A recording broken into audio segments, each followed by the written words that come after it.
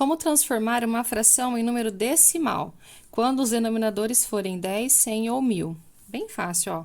Se for por 10, a gente lê assim, ó, 2 décimos. Como é 2 décimos, eu tenho uma casa decimal, ou seja, um número depois da vírgula. Então, é só repetir o 2, como eu tenho um zero e eu sei que é uma casinha decimal, ou seja, eu tenho que ter um número só após a vírgula, eu coloco 2, coloco o zero, né, e coloco a vírgula entre os dois. Então, 2 décimos é o 2, apenas uma casa decimal. 3 centésimos, eu tenho 3. Como é centésimo, como são 2 zeros, eu preciso de duas casas decimais, ou seja, depois da vírgula tem que ter dois números. Então, eu tenho que ter o 3 aqui, né, que eu já tenho 3, eu acrescento o zero aqui e a vírgula aqui, né? Então, eu tenho que ter duas casinhas decimais, então, é 0,03, ó. Uma casa decimal para décimo, duas casas decimais para centésimos. 5 milésimos. Milésimos são 3 casas decimais. Então, eu coloco o número 5 e eu preencho com zeros. Eu preciso de 3 casas decimais, ó. Então, eu acrescento zero para completar 3. Então, é 0,005. 2 décimos, uma casa decimal. 3 centésimos, duas casas decimais. 5 milésimos, 3 casas decimais. Certo? Aqui eu coloquei 12 décimos. Como fazer o 12 décimos virar um decimal, né? Como 0,2 ali. Bom, eu vou colocar o número 12. Como embaixo é 10, como é decimal, eu tenho uma casa decimal apenas, é só pegar o 2, né? Contar uma casa e colocar a vírgula, 1,2. 23 centésimos, ó, tem que ter duas casas decimais. Então, eu coloco 23. Como tem que ter duas, eu conto duas, coloco a vírgula e acrescento com zeros. Então, 0,23. 225 milésimo. Eu coloco 225, 3 casinhas decimais, 1, 2, 3, coloco a vírgula e acrescento também o zero, certo?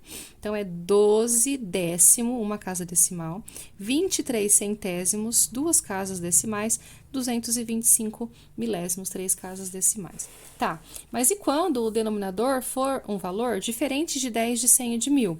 Quando é 10, 100 e 1000, é só eu colocar o número, né? E colocar a vírgula de acordo com a quantidade de casas decimais. Se é um número, um zero é uma casa, são 2 zeros, são duas casas, 3 zeros, 3 casas, né? Mas e se for um valor diferente de 10, 100 e 1000, como que eu faço? Aí tem que aplicar a regra da divisão mesmo, né? Eu sei que 1/5 é 1 dividido por 5. Então, a gente tem que montar a conta de dividir mesmo, ó. Então, o que seria 1/5? É 1 dividido para 5. Essa divisão não dá, não tem como dividir 1 para 5, então eu coloco um zero aqui. Então, agora eu tenho 10. E quando eu coloco zero aqui, a gente coloca 0, no resultado. Aí, eu penso que número vezes 5 dá o 10. Então, é 2, né? 2 vezes 5, 10. Para 10, nada. Então, 1/5 é 0,2. E 2 terços, a mesma coisa, eu vou dividir 2 para 3. 2 dividido para 3, não dá para dividir, eu coloco 0, virou 20, coloco 0, no resultado. E aí, eu vou pensar que número vezes 3, que dá 20, ou dá um valor próximo de 20. Se for pensar no 3 vezes 3 dá 9, no 4 vezes 3 dá 12, no 5 vezes 3 dá 15, e no 6 vezes 3 dá 18, que é o valor mais próximo, né? Então, 18 para chegar no 20, sobram 2 de resto. Para continuar sobrando 2, como eu acrescentei uma vírgula aqui, eu posso colocar quantos zeros eu precisar no resto, tá? Para continuar a minha divisão. Então, eu tenho novamente 20 dividido por 3, que eu sei de novo que vai dar 6, né? Então, 6 vezes 3, 18. 18 para 20 sobra 2. Coloco o zero novamente, vai dar 6 de novo. Vai ficar 18 de novo, vai sobrar 2 de resto. Então, isso aqui é uma dízima periódica, né? Essa é uma divisão infinita, dá 0,66666, tá? Então, quando acontecer isso, a gente coloca apenas duas casinhas decimais. Então, 2 terços é aproximadamente 0,66.